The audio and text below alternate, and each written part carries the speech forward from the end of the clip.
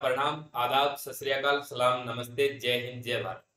आज के इस सेशन में अपन चर्चा करने वाले हैं रीट लेवल 2 के टेस्ट नंबर 4 की। अपनी जो निःशुल्क टेस्ट सीरीज की जो श्रृंखला अपनी प्रारंभ हुई थी पीछे, उसका टेस्ट नंबर 4 अपन करने जा रहे हैं। तो सभी साथी एक बार क्लास को शेयर कर दें और मैं देख लेता हूं कितने साथी लोग जुड़े हुए हैं। रोहिता श्रोक जी, रोशन मेघवाल जी, सुरेंद्र जी, दीपिका राजपुरोहित जी, अंजलि मेघवंशी जी, महेश कुमार जी, मधुसूदन जी, आप सभी को मेरा नमस्कार। महेंद्र जी, सभी को नमस्कार। महेश कुमार जी पूछ रहे हैं ये टेस्ट कहां पर होता है। ये टेस्ट होता है mobile application DK education by Dinesh Kaswa. ठीक है, इसके ऊपर होता है। बाकी वीडियो के लास्ट में मैं फुल डिटेल से और भी बताता हूं, तो आप लास्ट में भी देख। तो सभी साथी लोग एक बार क्लास को दबाकर शेयर कर दे। आशीष कुमार जी, राम राम साहब, राव साहब नमस्कार, भारती जी आपको भी नमस्कार, मोनिका सोलंकी जी, पूनम कुमार जी नमस्कार, आपको भी, राज गैन जी आपको भी नमस्कार। तो सभी साथी एक बार क्लास को शेयर कर दे। ज्यादा से ज्यादा साथी लोग क्लास को शेयर किया करो। आप ज्यादा से ज्यादा साथी लोगों को जोड़ा करो। ललिता देवी जी आपको भी नमस्कार। अंजलि मेघवंशी जी ने पहले का आंसर बता दिया है कि इसका ए आ रहा है, बिल्कुल सही बता रहे हैं आप। तो सभी साथी एक बार क्लास को शेयर कर दे। सुरेश कुमार यादव जी नमस्कार। प्रेमचंद रेगर जी आपको भी नमस्कार। सभी साथी लोगों को मेरा प्यार भरा नमस्कार। तो आइए साथियों, इसी के साथ शुरुआत करते हैं। कमेंट्स को एक तरफ करते हैं, कमेंट बाद में पढ़ते रहेंगे। आपको जो महत्वपूर्ण बात पूछनी है वो आप लास्ट में मेरे से पूछिएगा, मैं आपको बताने वाला। अब आ जाइए साथियों, आइए अब अपने समय को ज्यादा जाया नहीं करेंगे। आइए, आपकी पात्रता परीक्षा जुलाई के अंदर होने वाली है और आपकी मुख्य परीक्षा जनवरी के अंदर होने वाली है। तो आ जाइए, अब अपन पढ़ेंगे। आइए देखिएगा, आज का टेस्ट आप लोगों ने दिया है, अच्छे खासे लोगों ने दिया है, आपको रैंक भी पता चल रही है। और दूसरी बात, एक जो महत्वपूर्ण बात बतानी है वो मैं आपको बता देता हूँ। रीट लेवल, जैसे आप DK education by Dinesh Kaswa mobile application open करते हैं, ओपन करने के बाद आपको नीचे इस तरीके से ऑप्शन दिखाई देते हैं। जैसे ये आपका मोबाइल होता है, बस 1 मिनट लूंगा आपकी। यहाँ पे आपको बैचेज, वो होम का नाम दिखाई देगा। यहाँ आपको बैचेज, यहाँ आपको दिखाई देता है स्टोर का ऑप्शन, यहाँ आपको चैट का दिखाई देता है, यहाँ आपका प्रोफाइल का ऑप्शन आता है। जैसे आप स्टोर पे जाते हैं, फिर आपको यहाँ पे दिखाई देता है रीट लेवल फर्स्ट निःशुल्क test series, REET level second निःशुल्क टेस्ट सीरीज, और फिर नीचे अपने गणित फाउंडेशन रीट लेवल 2 और रीट लेवल 1 का कोर्स दिखाई देता है। तो जैसे ही आप इसके ऊपर क्लिक करेंगे, रीट लेवल 2 वाले पे, रीट लेवल 1 वाले पे, जो भी अपना टेस्ट होता है जिस दिन, मैं आपको पहले सूचित कर देता हूँ। टेलीग्राम है अपना DK education by Dinesh Kaswan. इस टेलीग्राम के अंदर आपको 12 बजे से पहले पहले न्यूज मिल जाती है कि आज कौन सा टेस्ट है, किस समय से किस समय तक होगा। तो आप इससे जुड़िएगा। तो जैसे आप इसको क्लिक करेंगे, आज इसके अंदर मैंने एक 8 मिनट का वीडियो डाल दिया ताकि आपको सारी की सारी प्रोसेस ही समझ में आ जाए। 8 मिनट का वीडियो डाला है, 2 गुना स्पीड कर लेना, 4 मिनट में देख दोगे, 4 मिनट में आपका क्लियर हो जाएगा। ठीक है, तो आइएगा, अब आगे चलते हैं। अब आपको ये तो सोचने की आवश्यकता है ही नहीं कि सर टेस्ट कहाँ मिलेगा, किस तरीके से मिलेगा। ठीक है, तो आइएगा साथियों। सुरेश कुमार यादव जी एकदम बढ़िया है सर। सुनील चौधरी जी, वेरी वेरी गुड इवनिंग आपको भी। तो आइए साथियों, क्वेश्चन नंबर 1 आप अपनी स्क्रीन के ऊपर देख पा रहे हैं। अपन कमेंट बाद में पढ़ने वाले हैं। 212 की पावर है 0.5 इंटू 848 की पावर है 0.5। बीच में क्या है, मल्टीप्लाई। इसका आपसे मान पूछा जा रहा है, वैल्यू आपसे पूछी जा रही है। आप किस तरीके से निकालते हैं वो आप जाने, और मैं आपको मेरा तरीका बताता हूं। देखिएगा, 212 0.5 है, इसको मैं क्या लिख सकता हूं, 5 दशमलव हटाऊंगा, बटे में 10 आ गया, क्या 1/2 लिख सकता हूं उसको। आप तो बिल्कुल लिख सकते हो सर। ये लीजिए, यहाँ 848, इसका मतलब ये भी क्या है 0.5, तो इसको मैं क्या लिख सकता हूँ 1/2। ठीक है, आपने घातांक एक्सपोनेंट्स वाला टॉपिक आपने पढ़ा होगा मेरे से, तो आप इसको यूं भी लिख सकते हैं 212 इंटू 848, और पावर बोलो कितनी, 1/2 आपकी पावर होगी। अब बहुत सारे विद्यार्थियों ने इनके अभाज्य गुणनखंड निकाले होंगे, उस तरीके से निकाला होगा, कोई बात नहीं, आप वैसे भी निकाल सकते हैं। लेकिन मैं आपको और बता देता हूं, जब आपके इस तरीके के आपके नंबर्स आपके सामने आते हैं, तो आप ये देखा करो कि यहाँ 212 है, कहीं ना कहीं यहाँ कोई 212 का तालमेल बैठ रहा है क्या। तो मैं इस 848 को 212 इंटू 4 लिख सकता हूँ। 212 इंटू 4 ब्रैकेट के अंदर आपका बैठ गया 212 इंटू 212 इंटू 4, और ऊपर घात कितनी, 1/2। इस 1/2 का अर्थ क्या है, वर्गमूलित है। तो वर्गमूल में से आप किसी दो वैल्यू, दो इक्वल वैल्यू होती है, दो इक्वल नंबर्स होते हैं, उनमें से आप एक बाहर निकाल लेते हैं, यही तो होता है। तो आप 212 निकाल लो, 4 को बाहर निकालोगे 2 आ जाएगा, मान आ जाएगा 212 इंटू 2 आपका आ जाएगा 424। क्वेश्चन नंबर 1 का आंसर रहेगा आपका 1। आगे बढ़ता हूं, आइए नेक्स्ट क्वेश्चन की चर्चा करता हूं, क्वेश्चन नंबर 2। क्वेश्चन नंबर 2, इसमें इस पेपर के अंदर आपकी जो परीक्षा होती है उसी लेवल के सारे क्वेश्चन डाले जाते हैं। एनसीईआरटी के और माध्यमिक शिक्षा बोर्ड की जो भी किताबें आती है वहां से उठा के यहाँ क्वेश्चन डाले जाते हैं, कुछ क्वेश्चन बनाए जाते हैं, कुछ क्वेश्चन पीछे की वैकेंसियों में आए होते हैं, वो भी काम में लेते हैं। सर जी पेन पतला लो थोड़ा, कोई बात नहीं सुनील चौधरी जी, आपको मोटे मोटे अक्षरों में दिखाई दे रहा है, बस आपकी आंखें खराब नहीं होनी चाहिए, क्योंकि आंखें बहुत प्यारी होती है, आपको भी पता है। दो संख्याओं के वर्गों का योग, दो संख्याओं के वर्गों का योग कितना है? 386, 386। यदि एक संख्या 5 है तो दूसरी संख्या क्या होगी? ठीक है, एक संख्या आपकी 5 है, इसका तो वर्ग कर दो 25। दूसरी संख्या मैं कोई x मान लेता हूं, x मान लो, y मान लो, p मान लो, t मान लो, सोना मान लो, बाबू मान लो, जो भी मान लो, कोई दिक्कत नहीं। इसका क्या कर दूं? वर्ग कर दूं, बराबर बोलो कितना आ गया आपका? 386। आपने क्या किया है, एक गणित की शब्दावली वो लिखी हुई थी, उसको आपने गणितीय भाषा के अंदर कन्वर्ट कर दिया है। जैसा कि आप शिक्षण विधियों के अंदर पढ़ते हैं कि गणित की भाषा संक्षिप्त होती है, तो देखो इतनी बड़ी लाइन की इतने रूप, यानी इतने छोटे अक्षरों में, यानी छोटे रूप में आपने लिख दिया। ठीक है, तो गणित की भाषा संक्षिप्त इसी प्रकार होती है। ठीक है, अब देखिएगा, यहां से जब मैं एक्स स्क्वायर का मान निकालना चाहूं, यहां से हालांकि मेरे को एक्स का मान निकालना है, इस 25 को मैं इधर लेके जाऊंगा, तो आप क्या करोगे, इसमें से माइनस करोगे, तो आपका कितना आ जाएगा? 6 में से 5 कर दो, 1, 361 आ गया। एक्स स्क्वायर बराबर 361 आ गया, तो आपको पता होना चाहिए कि 361 किसका वर्ग होता है? 9 का, सॉरी 19 का होता है। बोलो कितना होता है? 19 का। तो आपका राइट आंसर हो जाएगा 2 के अंदर 3। चलता हूं नेक्स्ट क्वेश्चन की ओर, आइएगा क्वेश्चन नंबर 3 की चर्चा करते हैं। क्वेश्चन नंबर 3 आपको दिया हुआ है, √24 प्लस √216 बटे √96, √66। तो आपको किस तरीके से करना चाहिए? हाँ बिल्कुल, सभी साथी लोग साथ साथ में आंसर दे रहे हैं, देते भी रहे, आपको भी मजा आएगा। पेन हाथ में रखे, ये नहीं है कि गणित जैसे सब्जेक्ट को जब आप पढ़ रहे हैं तो आपके पास पेन होना चाहिए, आपके पास नोटबुक होनी चाहिए, ये नहीं कि ठीक है बस पढ़ रहे हैं सर। तो समय तो आपका वैसे भी लग रहा है, तो आपके पास पेन भी होना चाहिए, आपको कुछ तरीके स्क्रीनशॉट वगैरह सब आपको आपके पास होनी चाहिए। जो चीज अच्छी लगती है आपको उससे स्क्रीनशॉट ले लिया करो, कोई दिक्कत नहीं, मास्टर आपकी गैलरी में कैसे जाएगा। देखो √24 प्लस √216 बटे √96 यानी 96। अब इसको किस तरीके से सोल्व किया जाए? अब देखिए, पहले आपको ये सोचना है कि कहीं यहाँ √24 है, यहाँ √96 है, ऊपर √216 है, बटे में तो कोई राशि आई नहीं है, इसका मतलब ये कहीं ना कहीं इससे कटेगा। कंफर्म हो गया, क्योंकि यहाँ फ्रैक्शन रूप में आपको नहीं दिया गया। ठीक है, सीधे आपको आपके सामने चारों ऑप्शन के अंदर संख्या है, तो आप क्या, इस 24 से दिमाग लगाइए। आप इसको इस तरीके से करेंगे कि ठीक है, मैं इस √24 लिख देता हूं, क्या मैं बटे जो 96 है इसको मैं 4 × 24 लिख सकता हूं क्या? आप कहेंगे सर बिल्कुल लिख सकते हो। तो बताइए, इस 216 को भी मैं कुछ 24 के टुकड़ों में लिख सकता हूं क्या? आप कहोगे सर 24 × 9 लिख सकते हैं। ठीक है, अब देखिए, आप तो सिर्फ √24 बचा कर, ऊपर जब आप √24 कॉमन लेते हैं, देखिएगा तो यहाँ √24 इस स्टेप में से एक ही बचेगा, प्लस यहां से आपने √24 कॉमन ले लिया, √9 बचा, √9 को मैं क्या लिख सकता हूँ? 3, ये लीजिए, बटे यहाँ √4, √ के अंदर 4 इंटू कितना है? 24 है, तो √24 तो ये लिख दिया मैंने, और √4 को मैंने क्या कितना लिख दिया? 2 लिख दिया। ये लीजिए कैंसिल आउट हो गए, 3 और 1 4, 4 के अंदर 2 का भाग देंगे, मान कितना आ जाएगा साथियों? आपका 2 आ जाएगा। इस क्वेश्चन का आपका राइट आंसर रहेगा 2।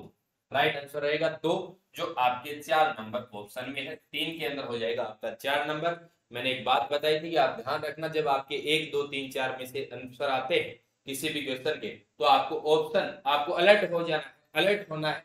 क्यों? क्योंकि कहीं आप 2 नंबर ऑप्शन नहीं करके आते, आपका आंसर 2 है, इस क्वेश्चन का उत्तर, इस क्वेश्चन का आंसर आपका 2 आया है, ऑप्शन 2 नहीं है। ये ऑप्शनों के ऊपर डिपेंड करेगा कि ऑप्शन 2 होता है या नहीं होता है। ठीक है, तो 2 जो उत्तर है आपका वो 4 नंबर ऑप्शन में, 3 के अंदर आपका 4। बहुत सारे विद्यार्थी ऐसी गलती करते हैं, तब मैं आपको बार बार, क्वेश्चन नंबर 4 बिल्कुल आसान है, लेकिन पेपर के अंदर 2 4 5 क्वेश्चन एकदम आसान भी होने चाहिए। 4a 2b माइनस, फिर ब्रैकेट के अंदर 6a माइनस 4b। लेकिन कुछ विद्यार्थियों ने इस क्वेश्चन को भी गलत किया है, ठीक है, ये नहीं कि गलत नहीं किया, बहुत सारे विद्यार्थियों ने इस क्वेश्चन को भी गलत किया है। तो देखिएगा 4a माइनस 2b, अब देखो यहाँ माइनस है, ये 6a क्या है ब्रैकेट के अंदर प्लस का, तो प्लस माइनस माइनस हो गया, तो माइनस बोलो कितना आ गया आपका 6, यहाँ माइनस यहाँ माइनस, तो माइनस माइनस कितना हो जाएगा प्लस, और बोलो कितना आ गया 4, ठीक है।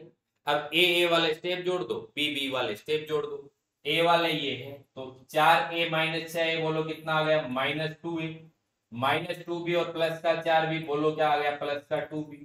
ये लीजिए, अब आप तो यहाँ देखें ऑप्शन के अंदर आपने देखा कि सर ऑप्शन में ऐसा हमारे को दिखाई नहीं दे रहा है, लेकिन आपने जब थोड़े से गौर से देखा होगा, तो आपको 3 नंबर ऑप्शन के अंदर दिखाई दे रहा होगा कि इसको चाहे ऐसे लिख दो चाहे आप इसको ऐसे लिख दो, बात बराबर ही है। तो आपका राइट ऑप्शन हो जाएगा 4 नंबर के अंदर 3, 4 नंबर में हो जाएगा 3। अच्छे साथी जुड़े हुए सभी साथी लोगों को मेरा नमस्कार प्रणाम। आइए नेक्स्ट क्वेश्चन की चर्चा करते हैं, क्वेश्चन नंबर 5 की चर्चा करते हैं। आइए क्वेश्चन नंबर 5 आपका क्या कहता है साथियों, देखिएगा क्वेश्चन नंबर 5 आप पढ़िएगा। क्वेश्चन नंबर 5 आपका ये कहता है कि ए की आमदनी का 35%, 35%, बी की आमदनी का 25%, 25% के बराबर, तो दोनों की आमदनियों का अनुपात बताओ। तो मैं ए की आमदनी ए मान लेता हूं, तो इसका बोलो कितना 35%, ये लीजिए 35/100 बराबर, बी की आमदनी के कितने के बराबर 25% के, ये लीजिए 25/100, ये लो 100 से 100 कैंसिल आउट कर दिया। अब देखो ए बट्टे में ले आता हूं बी, क्योंकि मेरे को ए अनुपात बी चाहिए, तो मैं बट्टे में बी ले आया। इधर बोलो कितना था 25, ये 35 इसके बट्टे में चला जाएगा, ये लीजिए 5 से कैंसिल आउट हो रहा है, 5 से 25 को काटूंगा 5, 35 को काटूंगा 7, आपका रेशियो क्या निकल कर आया है 5:7 आया है। कभी थोड़ी सी भी गलती मत कर देना, थोड़ी सी भी गलती करोगे आपका आंसर आ जाएगा 7:5, जो भी आपको ऑप्शन में मिल जाएगा। नजर हटी दुर्घटना घटी, तो आपका राइट आंसर क्या रहेगा 5:7, 5 के अंदर आपका 3 नंबर हो जाए। चलता हूं नेक्स्ट क्वेश्चन की ओर, आइएगा क्वेश्चन नंबर 6 की चर्चा करते हैं। क्वेश्चन नंबर 6 देखिएगा साथियों, क्वेश्चन नंबर 6 आपका क्या कहता है कि 20 किलोग्राम स्प्रिट एवं पानी के मिश्रण में, जो आपका मिश्रण है उसके अंदर स्प्रिट मिली हुई है और पानी मिला हुआ है, और कितने किलोग्राम है वो 25 किलोग्राम, उसके अंदर पानी कितना है 10% पानी है। पानी की मात्रा बढ़ाकर कितनी करनी है 25% करने के लिए मिश्रण में कितना पानी मिलाना चाहिए, कितना पानी मिलाना चाहिए। तो देखिए इसके दो तरीके, एक आप ऑप्शन से करना चाहेंगे मैं ऑप्शन से करवा दूं, आप सीधे तरीके से करना चाहेंगे मैं सीधे तरीके से करवा दूं। देखिए 20 किलोग्राम बोलो क्या है टोटल आपका मिश्रण, इसमें बोलो पानी कितना 10% पानी है, इसका मतलब 90% इसमें क्या है स्प्रिट है, ये लीजिएगा साहब 10% पानी, तो 20 का 10% कितना होता है आप कहेंगे सर 2 किलोग्राम, तो क्या है हमारा पानी, और बोलो 18 किलोग्राम क्या है हमारी स्प्रिट होगी। अब देखिए साथियों, अब आपको क्या करना है कि मात्रा बढ़ाएं, ताकि बोलो क्या हो जाए आपके पानी की मात्रा बढ़ाकर कितनी 25%, पानी आपको कितना पानी और इसके अंदर डालें ताकि पानी आपका कितना हो जाए 25%। तो अब देखिए ऑप्शन से कैसे, जैसे आप पानी डालते हो इसके अंदर 5 किलोग्राम, इसका मतलब इसमें मिला रहे हो, तो बताओ पानी कितना हो गया 7 किलोग्राम, कितना हो गया 7, टोटल मिश्रण कितना था 20, 5 और इधर से इंक्लूड कर रहे हो तो टोटल मिश्रण हो जाएगा आपका 25, इंटू बोलो कितना हो गया 100, 25 के काटूंगा 4, 7 × 4 28%। यदि ये बोलता कि पानी की मात्रा बढ़ाकर 28% करने के लिए कितना पानी मिलाना पड़ेगा, तो आपका आंसर रहता 5 किलोग्राम। इसका मतलब आपका पहला ऑप्शन कैंसिल आउट हो गया। दूसरा ऑप्शन लेता हूं, इसको इसमें मिलाइए, तो 4 और 2 बोलो कितना हो गया आपका 6 लीटर, बोलो कितना हो सॉरी 6 किलोग्राम, बोलो पानी कितना हो गया 6 किलोग्राम, टोटल मिश्रण कितना रहेगा 20 किलोग्राम, ये हो गया 4 किलोग्राम टोटल में मिला रहे हैं, पानी मिला रहे हैं अलग बात है, लेकिन टोटली तो हो रहा है मिश्रण, तो 20 और 4 कितना हो गया 24, तो ये लीजिए बटे बोलो कितना हो जाएगा 24, इंटू बोलो मैंने कर दिया 100, 6 से काट देता हूं 4, 100 को 4 से काटूंगा, 100 से 4 को काटूंगा तो बोलो कितना आ जाएगा आपका 25%। कितना आ जाएगा साथियों आपका 25%। तो बताइए ये क्या बोल रहा है 25% पानी। तो आपका राइट आंसर हो जाएगा 2 नंबर के अंदर, वो 6 नंबर के अंदर 2 नंबर आपका राइट हो जाएगा। बिल्कुल प्रियंका कुमारी जी, रोहिता श्रोक जी सी बता रहे हैं, लेकिन प्रियंका कुमारी जी आप बिल्कुल सही बता रहे हैं, प्रियंका कुमावत जी बिल्कुल सही बता रहे हैं। आगे देखते, अब आप सोच रहे हैं सर एक तरीका और बता दो लगे हाथ, चलो आइए एक तरीका मैं आपको और बताता हूं कि दूसरा तरीका आपका क्या रहने वाला है। आइएगा साथी, दूसरा तरीका भी मैं आपको बता देता हूं कैसे है। ये तो हो गया कि आप ऑप्शन से कैसे कर सकते हैं। अब यदि मैं बात करूं, देखिएगा, अब यदि मैं बात करूं तो आपके पास बीच में बोलो कितना है, 2 किलोग्राम तो है आपका पानी, 18 किलोग्राम आपका क्या है स्पिरिट। ठीक है, अब आप यदि पानी में मिला रहे हैं, जैसे आप x किलोग्राम मिला रहे हैं, तो पानी का परसेंटेज निकालना है तो 2 + x बटे आपका टोटल मिश्रण कितना रहेगा, मिश्रण कितना रहेगा 20 है, उसमें x मिल जाएगा, ये लीजिए 20 + x इंटू बोलो 100 कर दिया। ये आपका किसका हो गया पानी का प्रतिशत। लेकिन ये क्या कह रहे हैं प्रश्न के अंदर कि ये कितना हो जाता है 25%, तो ये लीजिए 25। ठीक हो गया। अब देखिए इस 25 से या फिर इस 100 को मैं इसके बटे में ले जाता हूं तो 25 से काटूंगा 4। ठीक है, अब आपका मान निकल कर आ गया, देखिएगा थोड़ा सा जगह का अभाव है, 2 + x 20 + x बराबर आ गया आपका 1/4। मल्टीप्लाई करता हूं, देखते रहना, 4 × 2 8 आया और 8 + 4x आ गया। देखो एक बार यहाँ थोड़ा सा इधर मिटा लेता हूं, यहाँ मिटा लेता हूं थोड़ा सा, देखिएगा यहां मैं क्या कर रहा हूं सिर्फ और सिर्फ क्रॉस मल्टीप्लाई कर रहा हूं। तो देखिएगा किस तरीके से करूंगा, 4 × 2 8 + 4x बराबर आ जाएगा आपका 20 + x आ जाएगा। ये x इधर लेके आता हूं, 4x - x 3x बचता है, ये 8 इधर लेके जाता हूं, 20 - 8 आपका 12 आता है, x का मान आ गया आपका 4। तो आप इस तरीके से भी कर सकते हैं, x का मान कितना आ गया आपका 4 किलोग्राम। मैंने आपको दोनों तरीके बता दिए। आगे चलता हूं, क्वेश्चन नंबर 7 की चर्चा करता हूं। साथी लोग, सभी साथी लोग धैर्य बनाए रखें, क्योंकि क्वेश्चन जब मैं आपको एक्सप्लेन करके बता रहा हूं, मैं किसी प्रकार की कोई बात करके आपका समय जाया नहीं कर रहा हूं। मेरे को भी पता है कि आपका एग्जाम है जुलाई के अंदर, और वैसे भी मैं यहाँ आपसे कोई बात करने के लिए नहीं आता हूँ, हर एक चीज बताने के लिए आता हूँ अच्छे तरीके से। तो सभी साथी लोग जुड़े रहे। तो देखिएगा, साधारण ब्याज की वार्षिक दर 6.5% से कितनी कर दी जाती है, 8% हो जाने से। कि साधारण ब्याज की दर थी 6.5%, उससे कितनी हो गई 8% हो जाने के कारण एक व्यक्ति की वार्षिक आय में 40.50 रुपए की वृद्धि हो जाती है। कितने की वृद्धि हो जाती है 40.50 रुपए की। और बोलो यहाँ कितने की वृद्धि हो रही है, दर की बात करूं तो आप कहेंगे सर 1.5%, यानी 1 सही 1/2, यानी 1.5% की वृद्धि होती है। इधर पैसा कितना बढ़ता है 40.50। यही तो बात कह रहा है। आपको क्या चाहिए मूलधन, तो मूलधन अपने आप में 100% होता है। तो जैसे ही आप 1% का मान निकालेंगे कहेंगे कि सर 40.50 बटे 1.5 आ गया। अब मैं आपको कहूं कि 100% का मान निकालो, तो आप कहोगे सर 1% का मान कितना है 40.50 बटे 1.5, हमारे को 100% का चाहिए। ये हो गया, हो गया सीधा सा। अब देखो इस 100 को मल्टीप्लाई करूंगा तो ये दशमलव हट जाएगा, इस 1.5 के अंदर दशमलव हटाऊंगा यहाँ आ जाएगा, आपका मान आ गया 40,500 बटे बोलो कितना आ गया 15। ठीक है, मल्टीप्लाई करता हूं, 15 दुए 27, सॉरी 15 दुए 30, सॉरी माफी चाहता हूँ, 15 दुए 30, 10 बचा 105, 15 × 7 105, आगे 2 जीरो, आपका मान कितना आ गया 2700 रुपए। आपका राइट आंसर रहेगा 4 नंबर का ऑप्शन 7 में। आगे बढ़ते हैं, क्वेश्चन नंबर 8 की चर्चा करते हैं। क्वेश्चन नंबर 8 आपका ये कहता है कि 4%, क्वेश्चन नंबर 8, सर आप आराम से समझाएं उतना हमको ज्यादा समझ में आएगा, बिल्कुल बने रहे आप। देखिए 4% प्रति वार्षिक ब्याज की दर से 500 रुपए का 2 वर्ष में चक्रवृद्धि ब्याज पत्र। मैंने आपको सीआई अच्छे तरीके से पढ़ाया, ऐसा ही अच्छे तरीके से पढ़ाया। DK education by Dinesh Kaswa YouTube के ऊपर जाते हैं, वहां आपको प्लेलिस्ट मिल जाती है। ठीक है, तो देखिए 4% का मतलब आप करें परसेंटेज बेस के ऊपर, तो इसको लिख सकते हो 4/100, इसको लिख सकते हो 1/25। मूलधन 25 है, मूलधन 25 है तो मिश्र धन कितना हो जाएगा आपका 26। यही तो बोल रहा है। अब ये बोल रहा है कि 2 वर्ष का बोल रहा है तो इसको 2 कर दो घात, बोलो कितना आ जाएगा 625। यहां बोलो इसकी घात 2 करोगे, बोलो कितना आ जाएगा 676। इसका अंतर कितना आ जाएगा, आप कहेंगे सर इसका अंतर 51।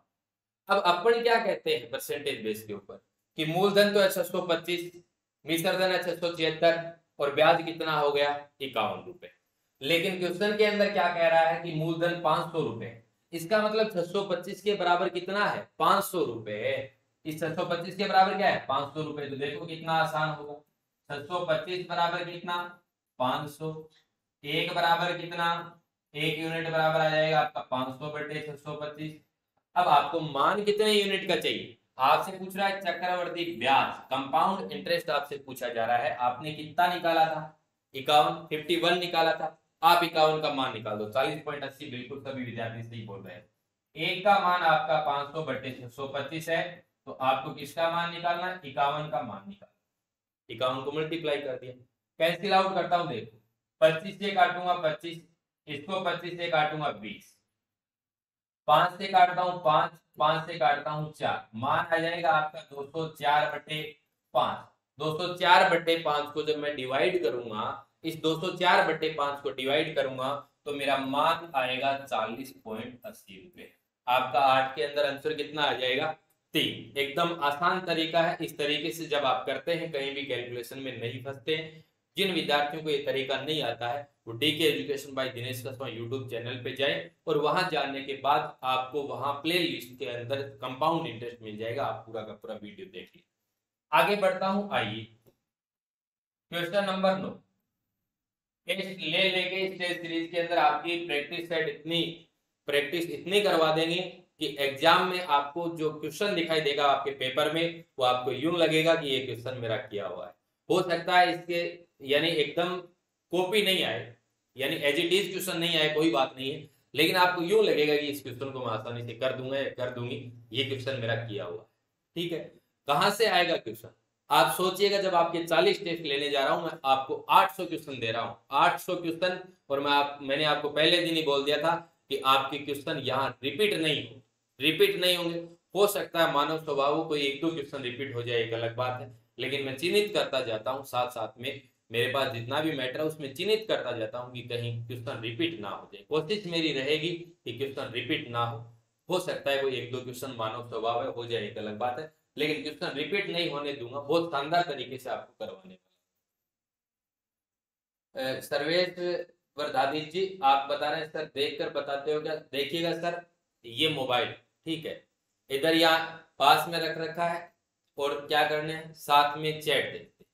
आप ये सोचो कि इसको देखकर बताएगा, वो आपको यहाँ इस तरीके से एक्सप्लेन करवा सकता है। ठीक है, वीडियो देख लेना पीछे भी।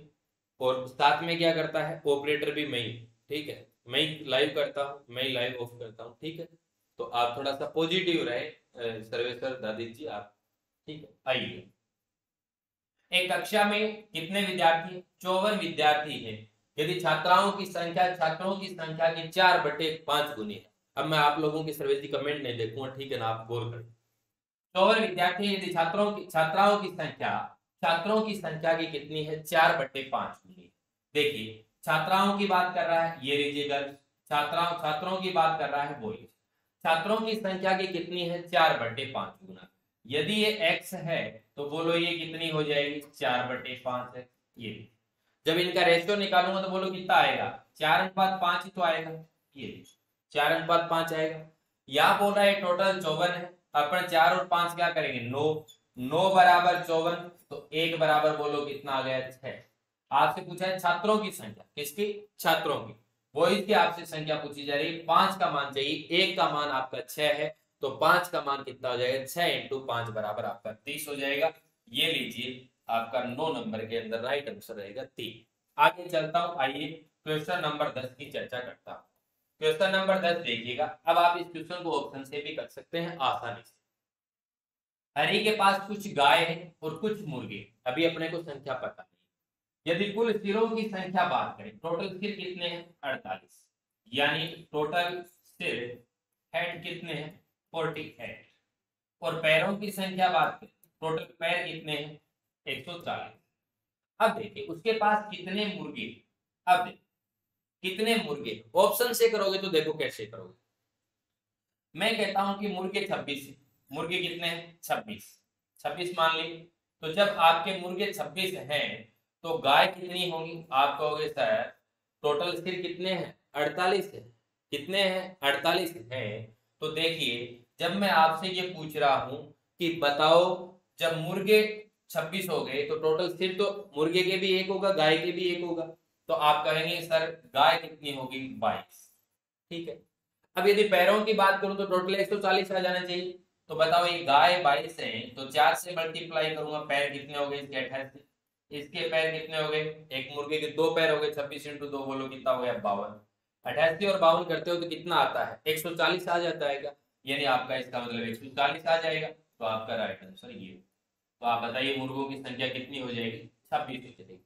अब आप सोच रहे हैं सर दूसरे तरीके से कैसे किया जाए, दूसरे तरीके से करने का तरीका ये रहेगा कि मुर्गों को मान लेता हूं मैं x, गाय को मान लेता हूं y। तो देखिए मैं x प्लस y बराबर कितना करूंगा, सिरों की संख्या कितनी होगी 48, ये लीजिए 48 कर दी।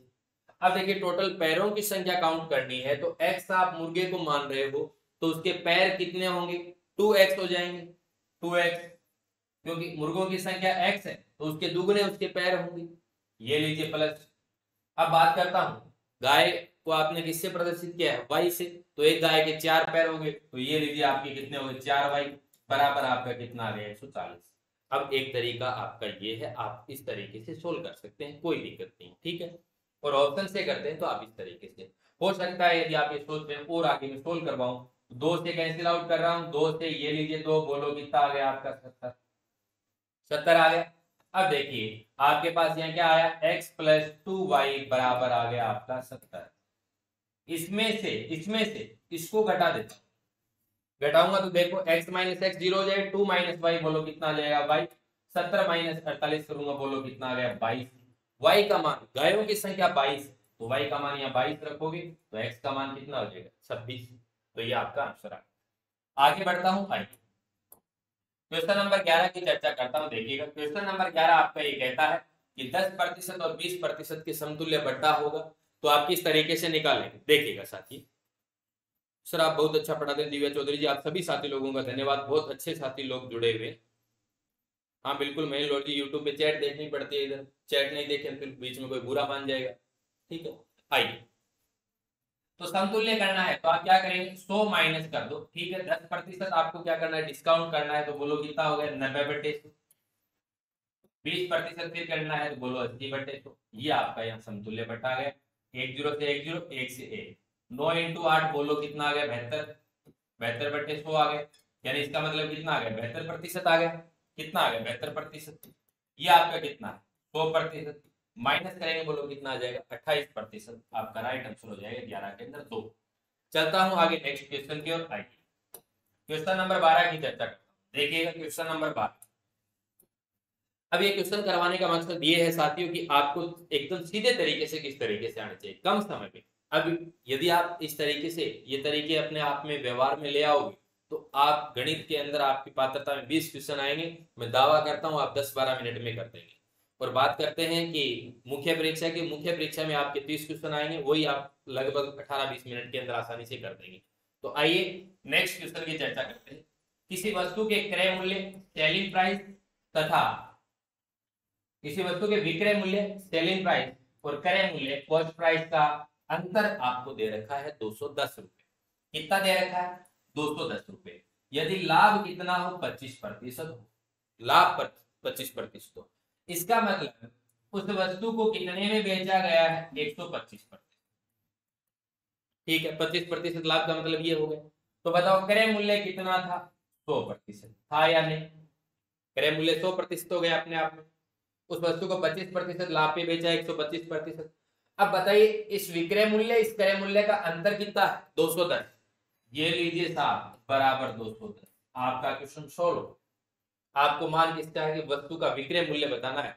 इसका मतलब आपको 125% का मान बताना है। किसका मान बताना है? 125% का। जब आप यहां से अंतर करेंगे 125 माइनस 100%, तो आपका अंतर आ गया 25%। 25% बराबर 210। 1% बराबर आ जाएगा आपका 210/25। ठीक है। अब बात करते हैं कि आपसे विक्रय मूल्य पूछ रहा है। यदि क्रय मूल्य पूछ रहा था तो आप क्या करते? 100% का मान निकालते। कितने का निकालते? 100% का मान निकालते। आपसे विक्रय मूल्य पूछ रहा है तो आप किसका मान निकालोगे? 125% का मान निकालोगे। 125% का मान निकालते हैं, देखिएगा देखिएगा 125% का मतलब 210/25। ये किसका है? 1% का मान। 125 का निकालना है, 125 को मल्टीप्लाई कर 25 से काटता हूँ 5, 21 इंटू 5 105 आ गया, आगे 1050 आपका राइट आंसर रहेगा। 12 के अंदर 3। चलता हूँ नेक्स्ट क्वेश्चन की ओर, थोड़ी सी स्पीड बढ़ाते हैं। आइए क्वेश्चन नंबर 13 आपका ये कहता है कि एक समकोण त्रिभुज, एक राइट एंगल ट्राइंगल के अंदर बोल रहा है कि एक न्यून कोण, दो न्यून कोण बराबर है। यानी दो न्यून कोण, आपके एक्यूट एंगल की बात कर रहा है, दो न्यून कोण बराबर है तो प्रत्येक न्यून कोण का मान।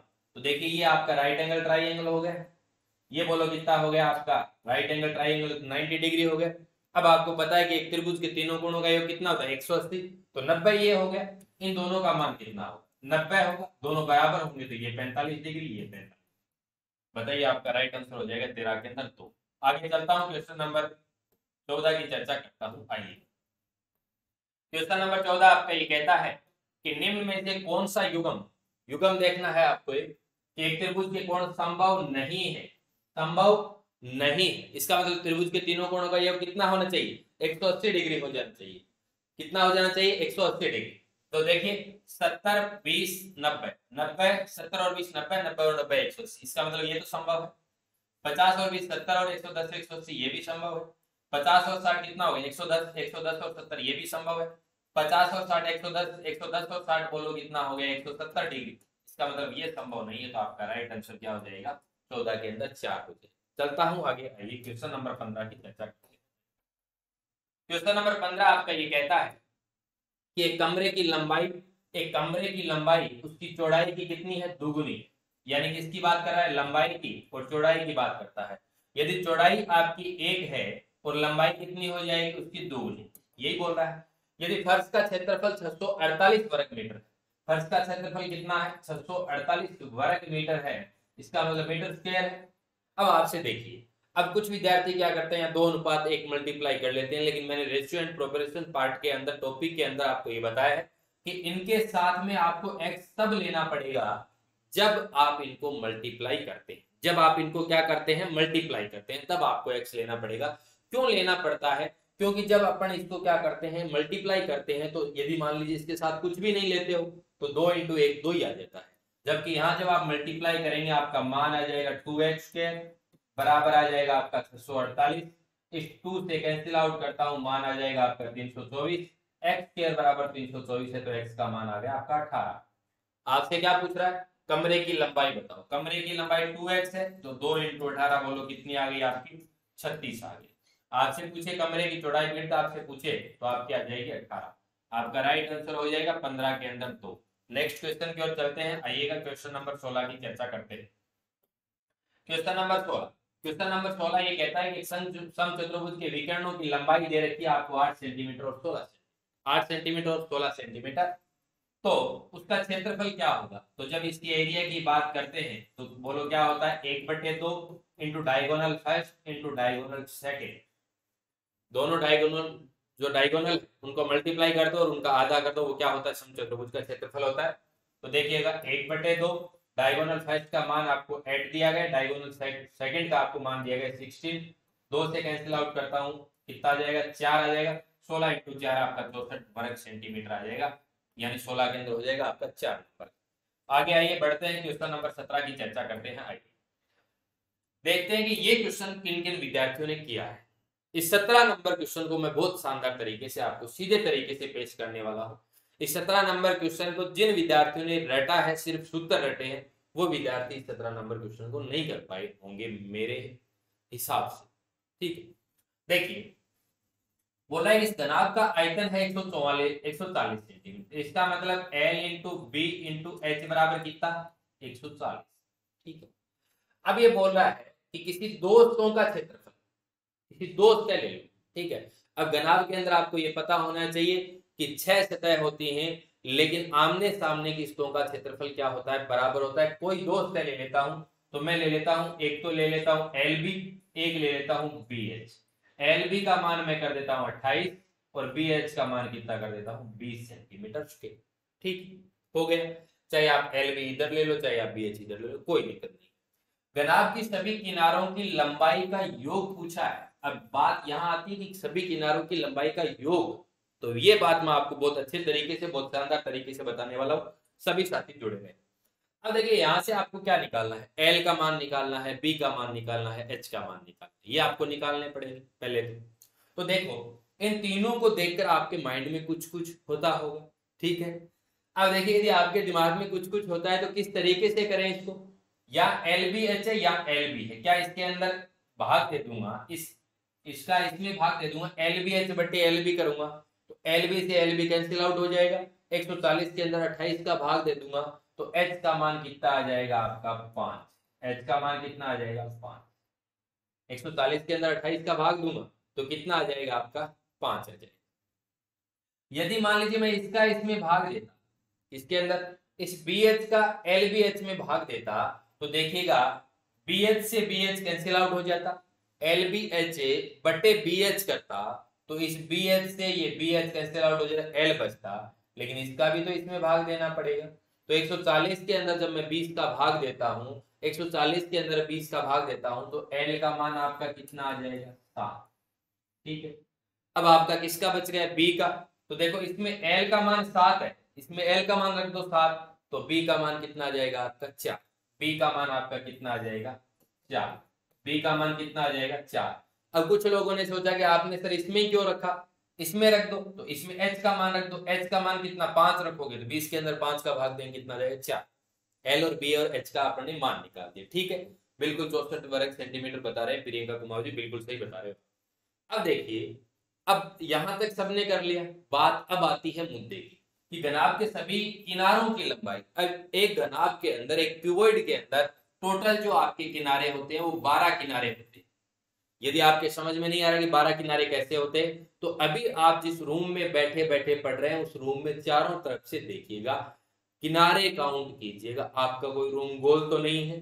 ठीक है, या फिर कुछ विद्यार्थी छत के बाहर बैठे देख रहे हैं, हो सकता है, लेकिन आपका यदि रूम क्यूबॉइड फॉर्म में है, क्यूब फॉर्म में, तो आपके किनारे कितने दिखाई देंगे 12 किनारे दिखाई देंगे। अब देखिए द जांगिड फैमिली 4 ऐसे आया कि इस L का मान 7 इसमें रख दो, 7 रखूंगा तो 28 के भाग में, 28 के बट्टे में 7 जाएगा, तो B का मान 4 आ गया। यदि आप इसमें रखना चाहते हो तो इसमें h का मान रख दो, h का मान 5 रखोगे तो 20 बट्टे 5 हो जाएगा, 4 आ जाएगा। ठीक है, अब देखिए 12 किनारे होते हैं जिसमें लंबाई कितनी होती है, 4, चौड़ाई कितनी होती है 4, और ऊंचाई भी बोलो कितनी होती है 4। इसका मतलब एक बात बताओ, इसको 4 से मल्टीप्लाई कर दूं क्या, बोलो कितना आ गया 20, इसको 4 से मल्टीप्लाई करूंगा 28, ठीक है, इसको 4 से करूंगा 16, 8 और 6 कितना हो गया 14, 4 1 2 1 3 2 5 1 6, आपका मान कितना आ जाएगा 64 सेंटीमीटर। 64 सेंटीमीटर, जो वर्ग सेंटीमीटर बता रहे हैं वो ध्यान रखना, 64 वर्ग सेंटीमीटर नहीं आएगा प्रियंका कुमावत जी, 64 सेंटीमीटर आएगा, क्योंकि सभी किनारों की लंबाई का योग पूछा जा रहा है। क्या पूछा जा रहा है, लंबाई का योग। मैथ्स की सारी क्लास कहाँ गई आरती चौधरी जी, आप इसे DK education by Dinesh Kaswa YouTube channel पर जाइएगा, आपको वहां सारी की सारी मिल जाएगी। आगे ये जो आपको नाम दिखाई दे रहा है इस चैनल पे आप जाइएगा, यूट्यूब चैनल पे आपको वहां मिल जाएगा। टेलीग्राम के अंदर सारी सूचना, आप टेलीग्राम भी ज्वाइन कर ले तो देखिएगा।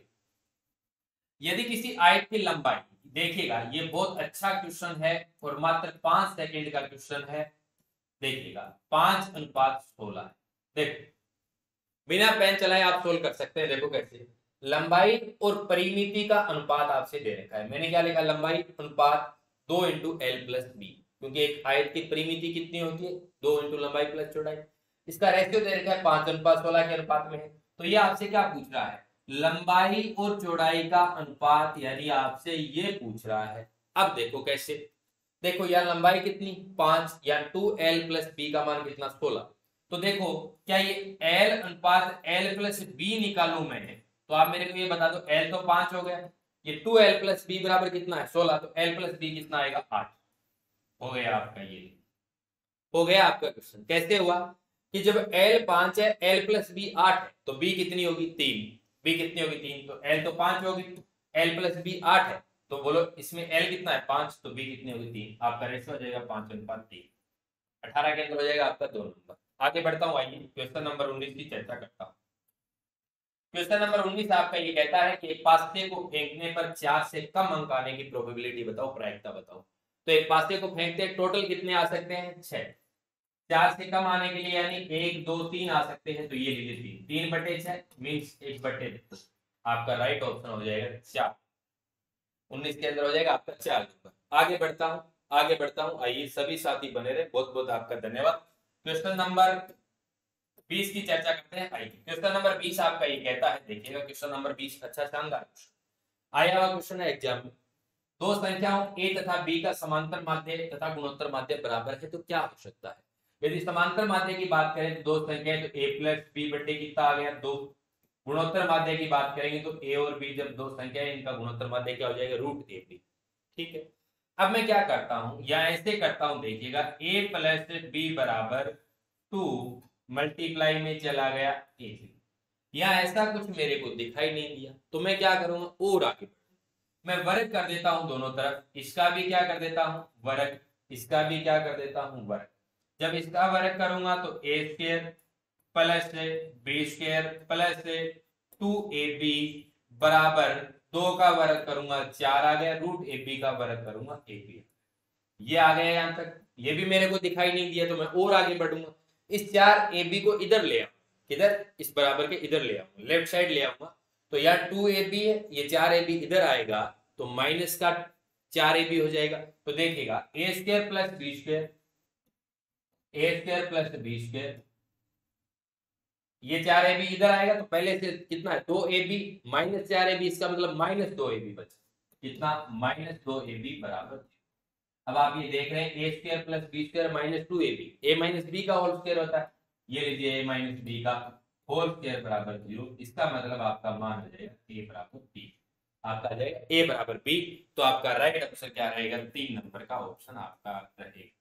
तो क्या हो सकता है a बराबर b हो सकता है, a बराबर b हो सकता है। चलते हैं आगे, आइए नेक्स्ट क्वेश्चन की चर्चा करते हैं।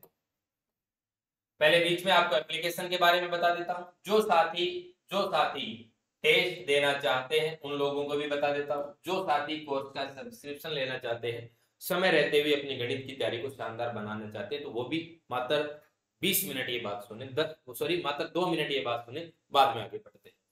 DK education by Dinesh Kaswa mobile application के ऊपर आप जाए, वहां जाने के बाद आप अपना टेस्ट दे सकते हैं, टेस्ट दे सकते हैं। DK education by Dinesh Kaswa, test निःशुल्क टेस्ट है।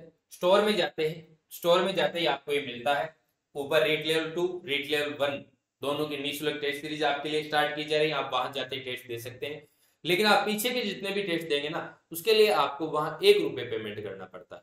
हालांकि निःशुल्क की आप भी समझते हैं, आप आज 1 रुपए कुछ नहीं समझते हैं, लेकिन वो 1 रुपए ऐसे रखा गया है, जैसे आप पीछे के टेस्ट देने चाहते हैं कुछ साथी, तो उनको वो 1 रुपए पेमेंट करना पड़ता है। बाकी निःशुल्क टेस्ट सीरीज है, आप वहां जाने के बाद और जिस दिन जो टेस्ट होता है वो देना चाहते हो तो आपका कुछ भी पैसा नहीं लगता है। वैसे भी आप 1 रुपए तो दे ही सकते हैं, कोई दिक्कत वाली बात नहीं है। फिर भी आपके 1 रुपए कोई ऑब्जेक्शन हो तो अपन 1 रुपए वापस कर, ठीक है। देखिए मोबाइल ऐप डाउनलोड करें टेस्ट देने के लिए या कोर्स का सब्सक्रिप्शन लेने के लिए। जैसे आप स्टोर में जाते हैं तो रीट लेवल 2 का, रीट लेवल 1 का और गणित संपूर्ण कोर्स, ये 3 आपको कोर्स मिलते हैं। इनके अलावा अपने निःशुल्क टेस्ट सीरीज भी चल रही है। रीट लेवल 2 हो चाहे रीट लेवल 1 हो, पात्रता के साथ साथ में आपका मुख्य परीक्षा का भी कोर्स करवाया जाता है। यदि विद्यार्थी ये संशय में है इस तरह विस्तृत पाठ्यक्रम आएगा, उस पाठ्यक्रम में यदि 1-2 टॉपिक और ऐड कर दिए तो क्या होगा, वो भी आपको इसी के अंदर करवाए जाएंगे, ठीक है। बाकी अपना आज तक जो आ रहा है अभी पात्रता के अंदर, वो सारा का सारा कंप्लीट है। एक अच्छे लेवल की आपको यहाँ गणित करवाई हुई है। सारी की सारी जो भी अपनी माध्यमिक शिक्षा बोर्ड एनसीईआरटी आरबीसी की जो बुक होती है, उन बुकों को भी ध्यान में रखकर सारे क्वेश्चन इंक्लूड किए गए। फाउंडेशन कोर्स के अंदर आपको 24 टॉपिक यहाँ मिलते हैं। यदि कोई विद्यार्थी सीईटी और पटवारी और एलडीसी ग्राम सेवक की तैयारी करना चाहता है तो वो गणित फाउंडेशन कोर्स ले सकता है। प्रत्येक टॉपिक के आपको हस्तलिखित नोट्स मिलते हैं, हस्तलिखित नोट्स मिलते हैं, मेरे द्वारा लिखे गए नोट्स से न कि किसी और से लिखवाए। हस्तलिखित नोट्स मिलते हैं, वीडियो क्लास भी मिलती है, एक टॉपिक के प्रत्येक टॉपिक की आपको ये विशेषता मिलेगी। आपको प्रैक्टिस सेट भी मिलते हैं, प्रैक्टिस सेट मिलते हैं। बड़ा टॉपिक है तो आपको 100 क्वेश्चन मिल जाएंगे, छोटा टॉपिक है तो आपको 15-20 क्वेश्चन मिलते हैं। फिर इन प्रैक्टिस सेट के आपको क्या मिलते हैं, वीडियो के माध्यम से सॉल्यूशन मिलता है। आपको एक टॉपिक के हस्तलिखित notes, video lecture, practice set और उन प्रैक्टिस सेट का वीडियो के माध्यम से सॉल्यूशन मिलता है। बाद में आपको निःशुल्क टेस्ट सीरीज मिल सकती है। और अब आप सोच रहे हैं कि बच भी क्या गया, सारा का सारा आ गया। ठीक है दोस्तों, तो आप यदि कोर्स का सब्सक्रिप्शन लेना चाहते हैं, उस समय रहते हुए अपनी तैयारी को शानदार बनाना चाहते हैं तो आप ले सकते हैं। किसी प्रकार की कोई समस्या है, आप कुछ पूछना चाहते हैं तो 9812398103 के आप कॉल करके या फिर आप इसके ऊपर व्हाट्सएप पे मैसेज करके आप जानकारी जुटा सकते हैं। तो आगे बढ़ते हैं इसी क्रम में, आइए आगे बढ़ते हैं। आइए, प्रत्येक टॉपिक के आपको मिलते हैं नोट्स वगैरह, प्रत्येक टॉपिक के आपको हस्तलिखित notes, practice set, video lecture सब मिलता है। देखिएगा, गणित की उन्नति के साथ साथ देश की उन्नति का घनिष्ठ संबंध है, ये परिभाषा किसने दी? ये परिभाषा किसने दी? ये परिभाषा किसने दी थी? ये परिभाषा दी थी नेपोलियन। गणित की उन्नति के साथ साथ देश की उन्नति का घनिष्ठ संबंध है, ये परिभाषा किसने दी? नेपोलियन। किसने दी थी? नेपोलियन। आगे बढ़ता हूं, नेक्स्ट क्वेश्चन की चर्चा करता हूं। आइए, question number 22, question number 22, question number 22 देखिएगा कि गणित की विशेषता है। गणित की विशेषता क्या है? देखिएगा दोस्तों, वस्तुनिष्ठता, ऑब्जेक्टिविटी, व्यक्तिनिष्ठता, भावात्मक, समन्वयशील। समन्वयशीलता, समन्वय हो ऐसा कोई आवश्यकता नहीं, भावात्मक नहीं है, व्यक्तिनिष्ठता ये। तो बताओ यहाँ पे गणित की विशेषता क्या हो जाएगी? ऑब्जेक्टिविटी, वस्तुनिष्ठता, यूनिक आंसर पाया जाता है, अद्वितीय पाया जाता है। आगे बढ़ता हूं, आइए क्वेश्चन नंबर 23 की चर्चा करता हूं। क्वेश्चन नंबर 23 आपका क्या कहता है कि गणित की भाषा में निम्न में से किसको शामिल नहीं किया गया? क्या बोल रहा है कि गणित की भाषा में निम्न में से किसको शामिल नहीं किया गया है? तो देखिएगा, गणित की भाषा के अंदर किन किन को शामिल किया जाता है? प्रतीक चिन्ह, संकेत, ये सारे के सारे शामिल होते हैं। गणितीय संकेत आप कहोगे ये शामिल होता है, बिल्कुल। गणित की भाषा में गणितीय पदों को भी शामिल किया जाता है, गणितीय संख्याओं को भी शामिल किया जाता है। इसका मतलब इन तीनों को शामिल किया जाता है। तो बताओ क्या होगा? इनमें से कोई नहीं हो जाएगा, इनमें से कोई। इसका मतलब आपका राइट आंसर क्या रहेगा? आपका 4 नंबर का रहेगा, 4 नंबर का। आगे बढ़ता हूं, आइए क्वेश्चन नंबर 24 की चर्चा करता हूं। क्वेश्चन नंबर 24 आपका ये कहता है कि मनुष्य के जीवन की गतिविधियों में गणित का सर्वाधिक उपयोग, गणित का सर्वाधिक उपयोग। जब सर्वाधिक न्यूनतम कुछ आपको ऐसा पूछा जाए तो ये है कि आपको ये देखना है कि जो आपको ऑप्शन दिए गए हैं उसमें द बेस्ट ऑप्शन आपका कौन सा है। आइए अब बात करेंगे सामाजिकता। तो सामाजिकता के अंदर भी बोलो क्या है? जीवन की गतिविधियों के अंदर क्या होता है? गणित का उपयोग होता है। सांस्कृतिक में भी होता है, आर्थिक में भी होता है, मनोवैज्ञानिक में भी होता है। ठीक है, लेकिन सर्वाधिक किस में होता है? तो आपका रहेगा सर्वाधिक किस में होता है? आर्थिक इकोनॉमी। ठीक है, तो आगे बढ़ते हैं। आइए, आपके इस क्वेश्चन का राइट आंसर हो जाएगा 24 के अंदर 3। आगे बढ़ता हूं, क्वेश्चन नंबर 25 की चर्चा करता हूं। क्वेश्चन नंबर 25 आपका ये कहता है कि ज्ञानात्मक उद्देश्य के वर्गीकरण का स्तर नहीं है। ज्ञानात्मक, कोग्निटिव डोमेन का आपसे ये पूछा जा रहा है, कोग्निटिव डोमेन का स्तर नहीं है। मैं आपको हर बार हर क्लास के अंदर बार बार ये कोग्निटिव डोमेन वाला बता रहा हूं, तो आपके ध्यान में ये होना चाहिए कि यहाँ से क्वेश्चन बनता है, आपके एग्जाम में क्वेश्चन कन्फर्म पूछा जाएगा। आपको ये पता होना चाहिए कि ज्ञानात्मक उद्देश्य कोग्निटिव डोमेन किसने दिया था? आप कहेंगे बीएस ब्लूम ने। आपको मैं फिर बता देता हूं कि बताओ कितने उद्देश्य हैं, इनके कितने स्तर हैं? 1 2 3 4 5 6। पहला कौन सा हो जाएगा? ज्ञान, नॉलेज। दूसरा आपका कौन सा हो जाएगा? अवबोध, अंडरस्टैंडिंग एंड कॉम्प्रेसिव। तीसरा आपका क्या हो जाएगा? ज्ञानोपयोग, एप्लीकेशन ऑफ नॉलेज। चौथा हो जाएगा आपका विश्लेषण यानी एनालिसिस। पांचवा आपका क्या हो जाएगा? संश्लेषण यानी आपका सिंथेसिस। और छठा आपका क्या हो जाएगा? मूल्यांकन यानी इवोल्यूशन। तो ये आपके इस क्रम में स्तर होते हैं। उच्चतम स्तर क्या होता है? मूल्यांकन, इवोल्यूशन। निम्नतम स्तर इसका क्या होता है? नॉलेज। आप देखेंगे ज्ञान, नॉलेज ये ज्ञानात्मक उद्देश्य का है, बिल्कुल। अवबोध, अंडरस्टैंडिंग ये भी इसका है ज्ञानात्मक स्तर का। मूल्यांकन, मूल्यांकन एवोल्यूशन ये भी किसका है, ज्ञानात्मक स्तर का। लेकिन अब यदि आपको ये तीनों के तीनों पता है, तभी तो मैं आपको ये कहता हूं कि यदि आपको कुछ चीजें पता है और कुछ चीजें पता नहीं है, तो भी आप कई बार क्वेश्चन सोल्व कर देते हैं। सिर्फ और सिर्फ आपको क्वेश्चन करने का आप में स्किल होना चाहिए। तो देखिएगा, मान लीजिए आपको आगरण के बारे में कुछ पता ही नहीं था, आगरण के बारे में कुछ भी पता नहीं था, आगरण से न लेना एक और न देना दो, ठीक है, सिर्फ और सिर्फ आपको ज्ञानात्मक उद्देश्य के बारे में पता था, तो भी आप इस क्वेश्चन को सही करके आते हैं। क्योंकि आपको पता है कि ज्ञान, अवबोध, मूल्यांकन ये किसके हैं, ज्ञानात्मक उद्देश्य के। तो बच गया 4 नंबर आगरण। लेकिन मैं आपको ये बता देता हूँ, ये जो रिसीविंग वाला होता है, ये आपका अफेक्टिव डोमेन होता है, भावात्मक पक्ष होता है, जिसके बारे में किसने बताया था, भावात्मक पक्ष के बारे में, कर्थवाल और मसीहा ने किसके बारे में बताया, भावात्मक पक्ष के बारे में 1964 के अंदर बताया था, 64 के अंदर। और पहला जो भावात्मक का होता है, जो अपने अफेक्टिव डोमेन का जो पहला ही होता है, वो क्या होता है, आग्रहण, रिसीविंग होता है। तो ये आपके भावात्मक पक्ष का है। आगे बढ़ता हूँ, इसका आपका राइट आंसर हो जाएगा 25 के अंदर 4। आगे चलता हूँ, क्वेश्चन नंबर 26 की चर्चा करता हूँ। देखिएगा, बहुत अच्छा क्वेश्चन है कि शिक्षण के विशिष्ट उद्देश्य होते हैं। शिक्षण के विशिष्ट उद्देश्य, यदि मैं उद्देश्यों की बात करूं तो उद्देश्य 2 प्रकार के होते हैं आपके। देखिएगा, बहुत अच्छे तरीके से देखिएगा, इस तरीके से आपके सारा का सारा सिलेबस कवर होने वाला है। अच्छे तरीके से एक्सप्लेन करूंगा, आपके दिमाग में अच्छे तरीके से बातें बैठेंगी। यदि मैं बात करता हूं उद्देश्य एम्स की बात करता हूं, तो आपके 2 प्रकार के होते हैं। एक तो होता है आपका विशिष्ट उद्देश्य और एक होता है आपका सामान्य उद्देश्य। थोड़ा सा संक्षिप्त में मैं आपको बता देता हूँ।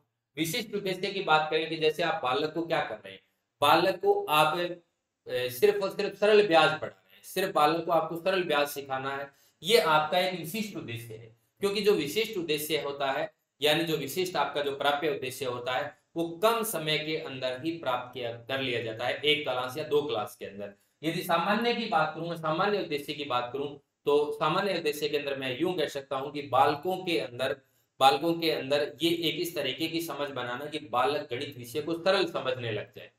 सामान्य उद्देश्य का मतलब क्या हो गया कि बालक उस विषय को सरल समझने लग जाए। क्या आप किसी विषय की, जैसे आप सरकारी स्कूल में जाएंगे, सरकारी विद्यालय के अंदर जाएंगे, बच्चों को पढ़ाएंगे, तो क्या 2 दिन पढ़ाकर आप बच्चे से ये कहलवा सकते हो क्या कि गणित विषय तो बहुत आसान? नहीं कहलवा सकते। इसका मतलब सामान्य उद्देश्य के अंदर बच्चा गणित को सरल समझने लगेगा।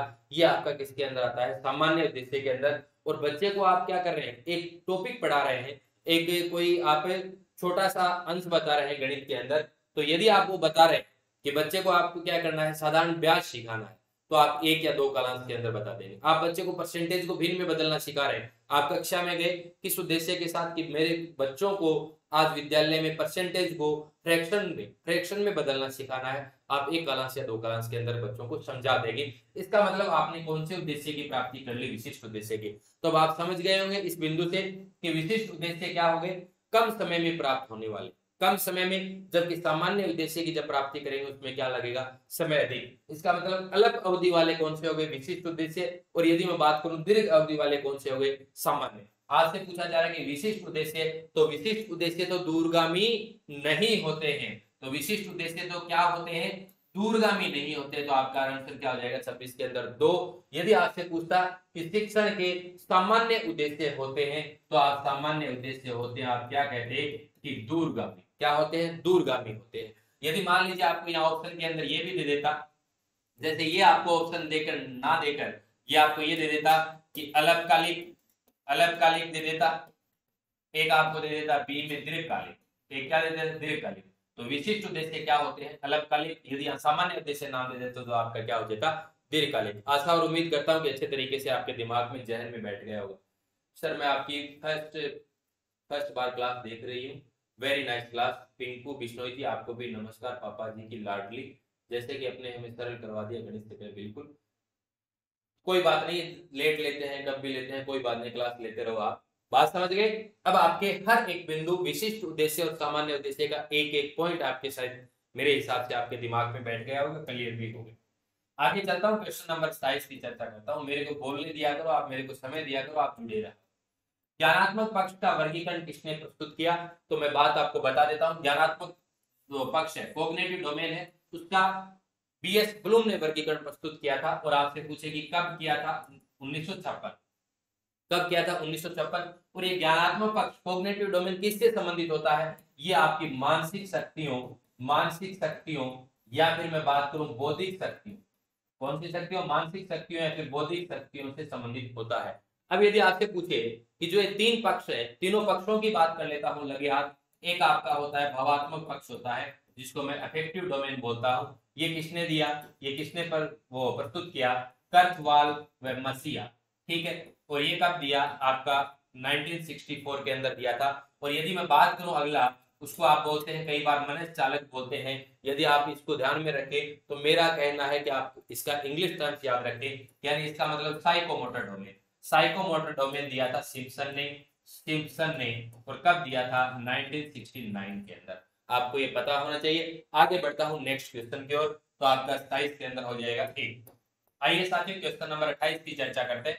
क्वेश्चन नंबर 28 आपका ये कहता है कि गणित एवं विज्ञान शिक्षण का महत्वपूर्ण उद्देश्य है। बहुत सारे विद्यार्थियों ने इस क्वेश्चन का फटाफट क्या कर दिया? डी ऑप्शन कर दिया, उपयुक्त सभी देकर, क्योंकि उपयुक्त सभी के ऊपर तो हम मरते हैं ना, ठीक है। तो आइए, जब भी कुछ समझ में नहीं आए तो उपयुक्त सभी पे चले जाते हैं कि कर दो साहब, ठीक है। आइए देखिए, गणित एवं विज्ञान शिक्षण का महत्वपूर्ण, छात्र को वैज्ञानिक बनाना। ऐसा कोई उद्देश्य नहीं होता है गणित एवं विज्ञान का कि छात्र को क्या बना दे, साइंटिस्ट बना दे, वैज्ञानिक बना दे, नहीं होता है। छात्रों को आलोचना करना सिखाना, ये भी नहीं होता है।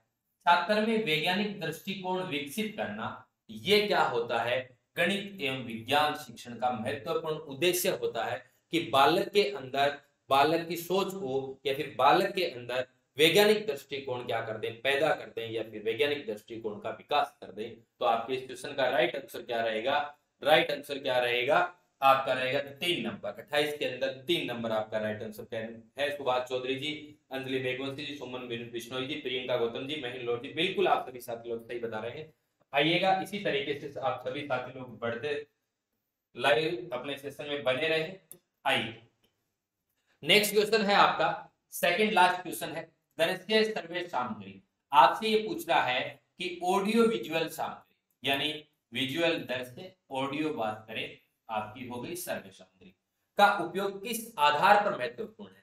ये ऐसा इसका कौन सा बेस है जिस बेस के ऊपर अपन ये कह सकते हैं कि दृश्य सर्वे सामग्री होती है वो महत्वपूर्ण होती है? इसका कोई न कोई आधार होगा, तो उस आधार की बात करते हैं। कम समय में अधिक ज्ञान, ठीक है, सोच सकते हैं कि कम समय में अधिक ज्ञान। जैसे कि मैं आपको क्या कर रहा था, मैं आपको एक बेलन के बारे में बता रहा था, मैं आपको एक गोले के बारे में बता रहा था। जैसे बात करते हैं कि जैसे ही आप अध्यापक और अध्यापिका बनकर आप सरकारी विद्यालय के अंदर जाएंगे, आप बच्चों को पढ़ाएंगे, तो वहां जाने के बाद आप बच्चों को कहेंगे कि बच्चों एक गोला होता है, गोले के बारे में पढ़ा रहे हैं, 3D आकृतियों के बारे में पढ़ा रहे हैं। अब बच्चों को ये पता नहीं गोला क्या होता है। तो ठीक है, आपने क्या किया, गोले को अपने मॉडल के रूप में आप क्लास के अंदर बच्चों को दिखाया, आपने कम समय में बच्चों को बहुत ज्यादा ज्ञान दे दिया, लेकिन ठीक है। लेकिन ये क्या पूछ रहा है, यदि इसमें सबसे बेस्ट कौन सा रहेगा? आकर्षक एवं रुचिपूर्ण, बिल्कुल दृश्य सर्वे सामग्री आकर्षक एवं रुचिपूर्ण होती है, ये भी ठीक। लेकिन बात करें ये सबसे बेस्ट ऑप्शन आपका ये रहेगा कि ज्ञानेंद्रियों के माध्यम से, जो आपके ज्ञानेंद्रिय हैं, आंख कान नाक, इनके आंख कान नाक हाथ त्वचा, ज्ञानेंद्रियों का संबंधित ज्ञान से बोलो क्या करवाना? साक्षात्कार करवाना। तो दृश्य सर्वे सामग्री का उपयोग किस आधार पर महत्वपूर्ण है? तो इन तीनों ऑप्शनों, इन चारों ऑप्शनों के अंदर आपका 2 नंबर का जो ऑप्शन रहेगा वो एकदम सही रहेगा, करेक्ट रहेगा। 2 ज्यादा सही लग रहा है, बिल्कुल सुभाष चौधरी जी, आपको 2 सही लग रहा है, 2 ही अपना आंसर है। आगे बढ़ते हैं, आज के स्टेज श्रृंखला के अंदर लास्ट क्वेश्चन की चर्चा करते हैं। लास्ट में मैं आप लोगों को यह भी बताऊंगा कि कल आपका टेस्ट कौन सा होने वाला है, तो आप बने रहें। व्यवहार का संवेगात्मक पहलू निम्न में से किससे संबंधित होता है? संवेगात्मक पहलू आपके अफेक्टिव डोमेन से संबंधित होता है, भावात्मक पक्ष से। तो आपका 30 के अंदर 1 हो गया। और यदि आपसे पूछे कि किसने प्रस्तुत किया भावात्मक पक्ष, तो आपका रहेगा कर्थवाल व मसिया। यदि आपसे पूछे कब किया गया, तो 1964। अब यदि बात करें कि जो संवेगात्मक पहलू किससे हो गया, भावात्मक पक्ष से। यदि मैं आपको कहूं कि आपकी बौद्धिक शक्तियां, मानसिक शक्तियां किससे, तो आपका रह जाएगा संज्ञानात्मक पक्ष, कोग्निटिव डोमेन हो जाएगा।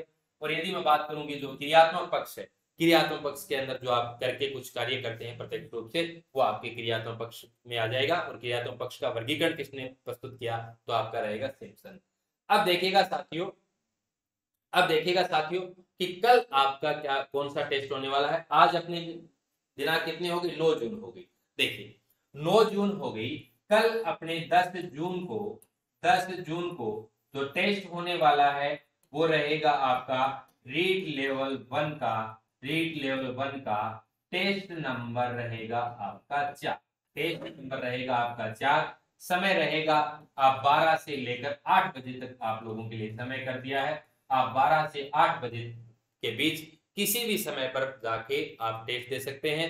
किस तरीके से, आप स्टोर में जाएंगे, जैसे आप रीड लेवल फर्स्ट वाला ओपन करेंगे वहां मैंने आज वीडियो डाल दी है, ताकि आप किसी भी प्रकार से कोई भी विद्यार्थी परेशान ना हो कि सर मैं टेस्ट किस तरीके से दूं, मैं टेस्ट से वंचित ना रह जाऊं। आपके जितने भी साथी लोग हैं उन सबको ले आओगे, आ जाओ अपन टेस्ट देते हैं और एक दूसरे का आंकलन करते हैं। अभी ये जो आपका टेस्ट चल रहा है, ये टेस्ट आप यूं मानिए कि आपके सीखने के लिए आंकलन है, ये सीखने का आंकलन नहीं है। सीखने का जो का आंकलन होगा वो आपका 23 और 24 जुलाई का पात्रता का एग्जाम होगा। तो आप पहले सीखने के लिए आंकलन वाले में पूरा पूरा भाग लें, ताकि आपको आप निदानात्मक परीक्षण आपका हो रहा है, डायग्नोस्टिक टेस्ट, आप क्या कर सकते हैं उससे आप रेमेडियल टीचिंग कर सकते हैं, उपचारात्मक शिक्षण कर सकते हैं समय रहते हुए, ताकि आपका 23 और 24 जुलाई को जो होने वाला एग्जाम है उसमें आप 100% स्कोर प्राप्त करें। तो डिटेल मैंने आपको बता दी है। अपना रीड लेवल फर्स्ट का टेस्ट नंबर 4 रहेगा, कल 12 से 8 बजे के बीच आपको एप्लीकेशन में मिल जाएगा। और आपको पीछे के जो भी आपको वीडियो देखने हैं, वीडियो जो आपको प्ले लिस्ट के अंदर, जैसे ही आप DK education by Dinesh Kaswa YouTube channel पे जाते हैं तो प्ले लिस्ट के अंदर आपको सारे के सारे वीडियो पीछे के मिल जाएंगे। और डीके एजुकेशन बाय दिनेश कसवा नाम से आप टेलीग्राम ग्रुप भी ज्वाइन कर लीजिएगा, ताकि आपको समय समय पर सारी की सारी सूचनाएं मिलती रहे, आपको किसी प्रकार से परेशान होने की आवश्यकता ना पड़े। तो ठीक है दोस्तों, अपनी पढ़ाई में मस्त रहें, आप कंटिन्यू इस श्रृंखला के अंदर, स्टेज श्रृंखला के अंदर भाग लें, ताकि अपने खुद को आंकलन का पता चले और अपनी पढ़ाई में मस्त रहें, अपने स्वास्थ्य का ध्यान रखें। जय हिंद, जय भारत।